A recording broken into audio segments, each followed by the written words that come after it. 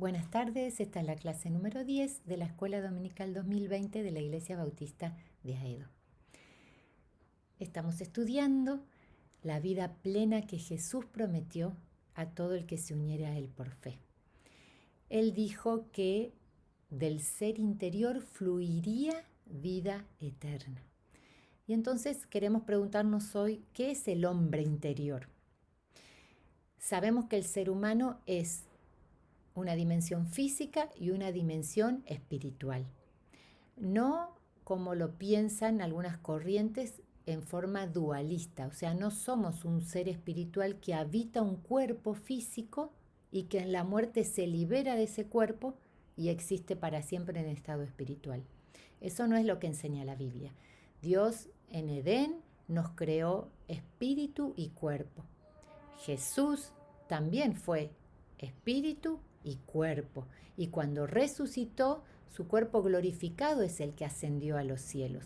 Por lo tanto, el ser humano tiene una naturaleza física y una naturaleza espiritual, que están unidas para siempre. Por eso el cuerpo va a resucitar al fin de los tiempos. Y así resucitados vamos a vivir con Cristo para siempre donde Él mismo está. Entonces volvemos. ¿Cuál es el hombre interior? ¿Qué es el hombre interior? ¿Cómo está formado? El hombre interior es la mente, los pensamientos, las ideas, la razón y las emociones, los sentimientos. Además, la voluntad, o sea, la inclinación a querer o no querer hacer algo. Esta es la parte del hombre interior. Esto es lo que Jesús llamaba el corazón. Por eso dijo, del corazón del hombre sale lo bueno o sale lo malo. La razón, las emociones, los sentimientos, la voluntad. Eso es lo que se une a Cristo y eso es lo que tiene que ser transformado para que todo el ser sea lleno de luz. Y así dice la Biblia que nosotros somos fortalecidos en ese hombre interior. Ese hombre interior es el que se deleita en la ley de Dios. Pedro dice que participamos de la naturaleza divina cuando nuestro ser interior se une a Dios. Y ese hombre interior, que son el pensamiento, los sentimientos y la voluntad, es sensible. ¿Qué significa que sea sensible? Que todo lo que sucede alrededor deja una marca en el ser interior. Y entonces desde que nacemos somos formados por todo lo que recibimos, lo que leemos, lo que escuchamos, lo que nos sucedió, lo que hacen otras personas con nosotros, nuestras emociones, cómo reaccionan. Todo eso deja una impresión, una impronta, una marca en nuestro ser interior que luego va conformando nuestra personalidad. Ahora, una vez que el redimido fue alumbrado en su entendimiento, que recibió la fe para creer y que rindió su voluntad al señorío de Cristo, viene este proceso de transformación que colabora con el Espíritu Santo para transformar su ser interior. Ese es el culto racional del que habla Romanos 12 y es lo único que vale, según Gálatas, que es una nueva creación. Si leemos Romanos 12, vamos a ver una claridad tremenda que Pablo usa con dos vocablos. Él dice, no tomen la forma del molde del mundo, o sea, no se amolden, no tomen la forma exterior de actuar del mundo, porque eso deja una impronta sobre ustedes. En lugar de eso, déjense transformar por el Espíritu Santo en su manera de pensar. No dice amóldense al Espíritu Santo, porque no es algo externo que nos presiona para actuar, sino que es algo interno que el Espíritu Santo va a ir cambiando. Entonces, esa palabra, transformar el entendimiento, la manera de ver la realidad, esa palabra transformar es metamorfosis, que es una palabra griega que tiene una parte meta, que es participar, y morfo, que es realidad interna. Entonces, esa palabra significa que vamos participando de la naturaleza del Espíritu Santo y vamos siendo transformados a esa misma naturaleza. Es la misma palabra que usa Pablo en Gálatas. Cristo formado en ustedes. Ahora, déjense transformar. Ese verbo está en voz pasiva, déjense, y significa que el Espíritu Santo actúa en nosotros, pero está en modo imperativo. No somos totalmente pasivos, nosotros tenemos que cooperar. Si presentamos resistencia, el Espíritu Santo no nos transforma. Nosotros tenemos que cooperar con Él en esta actividad, por eso es un proceso interactivo. Ahora, ¿cómo cooperamos nosotros? Bueno, de la misma manera en que cooperamos con el mundo cuando miramos, leemos, escuchamos, queremos o rechazamos cosas que el mundo nos ofrece, de la misma manera tenemos que hacer con Dios. Tenemos que abrirnos a leer las palabras de Dios, a pensar imágenes de Dios que están en su palabra. Tenemos que querer forzar la voluntad a hacer lo que Dios dice que es bueno y rechazar aquello que Dios dice que es malo. Esto comienza con un cambio de visión. Es ver la vida de otra manera. Ver al pecado como un veneno mortal y decidir no participar de él con alegría. Por eso dice Pablo que él, ahora que está en Cristo, está crucificado al mundo y el mundo está crucificado para él. ¿Qué significa? Él quiere decir, yo ahora soy insensible a lo que el mundo me provoca o me muestra. Soy insensible, no, me cierro, no quiero recibir del mundo ideas y pensamientos opuestos a Dios, pero estoy abierto y sensible a lo que el Espíritu Santo me quiere enseñar. Vamos a poner una analogía, porque el cambio de visión es lo primero que tiene que suceder en vos. Imagínate una persona que vive descompuesta, que se siente mal y que no sabe qué le pasa. Entonces va al médico. El médico le hace análisis y le dice que padece celiaquía. Entonces le explica, hay alimentos que tu organismo no los puede recibir y le hace mal. Entonces, si vos dejás de comer estos alimentos, tu cuerpo va a sanar, recupera la estabilidad y se llena otra vez de vida y de buena sensación, de salud. Frente a este diagnóstico, hay dos maneras. Está la persona que va a reaccionar con enojo, diciendo, ¿por qué no puedo yo participar de esos alimentos? Y entonces, a pesar de saber la verdad, no sigue el tratamiento, está enojado y persiste en ello.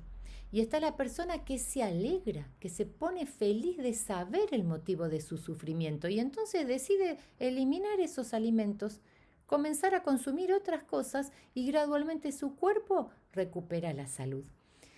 Esta analogía de la visión sobre un mismo suceso es lo que pasa con los redimidos.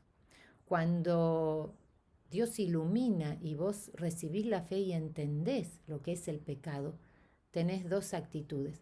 Una es enojarse y decir, ¿por qué no puedo participar de estas cosas? ¿Por qué Dios no me deja? ¿Por qué Dios dice que me hace mal? Y entonces lo evitás, pero cada tanto te das un gusto y participás de esa fruta venenosa del pecado, luego te sentís mal, volvés a la dieta normal, pero te lamentás, te sentís triste, te adaptás por fuera, pero tu voluntad sigue resistiendo y quiere permanecer en esa manera antigua de pensar, de sentir y de querer. Y entonces pasa lo que decía la parábola de los talentos. Guardás la fe, pero cuando llegás a Dios le decís, mira, acá tenés la fe que me diste. No la hice producir ningún fruto, no saqué ningún deleite, no hice nada, solo la guardé. La segunda actitud es alegrarse. El pueblo cristiano siempre fue un pueblo alegre. Tenemos que recuperar esa alegría de saber que conocemos la verdad, esa alegría de mirar y decir, esto me hace mal, el rencor me daña, la falta de perdón, la soberbia, el orgullo, el enojo me hace mal, me doy cuenta y lo quito de mi vida. Y como dice la parábola que contó Jesús, feliz por haber descubierto el terreno con el tesoro, vende todo lo que tiene y vuelve gozoso a comprarlo. Es lo que dice Pedro, añade a la fe virtud, que es el buen obrar, y a esa virtud conocimiento. Entonces, lo primero que tenemos que hacer para colaborar con el Espíritu Santo, para llegar a tener esa vida abundante, es cambiar la visión acerca de lo que es la vida cristiana. Es ser sensible a lo que Dios dice, es tener un cambio de actitud, es permitir que la verdad de Dios afecte mi manera de pensar, de sentir y de querer. Eso es participar de la naturaleza de Dios. Es un proceso interno que a su tiempo se manifiesta en acciones externas. Nunca es al revés. Y voy a poner una última analogía. Lo sabemos todos, que la metamorfosis del gusano a la mariposa es un buen ejemplo. Ahora imagínate que vos querés agarrar a un gusano y ponerle con un alambre alas. Y le decís, andá y volá. Te pongo externamente un par de alas y ya te transformaste en una mariposa. Eso no funciona así. Eso es lo que Pablo dice, no se amolden. O sea, eso sería ponerle un molde. No funciona. El cristiano no llega a la vida abundante obligándose a cumplir rituales. En cambio, ¿cómo alcanza ese gusano la transformación? Hace 3 cosas. Primero, se cierra en un capullo y se hace insensible a todo lo que pasa afuera. Luego, así cerrado, empieza adentro una transformación, un cambio de él mismo. Empieza a transformarse y luego a su tiempo sale y ya está transformado en una mariposa. Así es el proceso en el redimido. Empezamos siendo un hombre natural, nos cerramos al mundo, nos sentimos crucificados al mundo, no permitimos que el mundo nos meta más ideas, nos metemos en Dios para leer la Biblia, para conocer su verdad, para orar y permitimos que nos vaya cambiando las ideas y los pensamientos y a su tiempo salimos transformados en un ser espiritual. Hacemos un resumen. Primero, recuperar la alegría de conocer la verdad, de ser libres para poder orientarnos a lo que nos hace bien y poder rechazar lo que nos hace mal.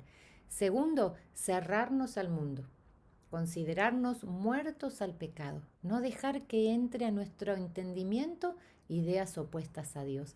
Y tercero, en ese proceso interno, abrir nuestro ser a la influencia del Espíritu Santo. ¿Cómo? Miren lo que dice David. Tarde, mañana y a mediodía oraré a mi Dios, me presentaré delante de mi Dios. A la mañana, tenemos que volver a este hábito. A la mañana, cuando abrimos los ojos, dice Matthew Henry, al despertar, al tomar la conciencia primero a la mañana, todas las actividades que tenemos que hacer al día vienen como un tropel de animales a querer acaparar nuestra atención. Tenemos que frenarlos y decir, mi primer pensamiento va a ser para Dios. E invocar a Dios, aún antes de bajar de la cama. Hablar con Dios, pensar en alguna porción bíblica que estemos meditando en esta semana. Luego viene el mediodía, dice David. En el mediodía todos paraban a comer o a almorzar. Aprovecha ese momento, luego de almorzar, para elevar tu corazón a Dios. Volver a recordar la palabra bíblica que estás meditando y hablar con Dios acerca del día. Y luego a la noche, cuando estás en la cama, antes de desconectarte de la realidad, que tu último pensamiento también sea Dios. La palabra que estás meditando, que estás estudiando. Acordate, Dios nos creó a su misma imagen para tener compañerismo. Compañerismo era participar del pan. En esa participación diaria de su naturaleza somos transformados, metamorfoseados. Y en esa participación la vida de Dios se esparce en todo tu ser y alcanzás la vida abundante.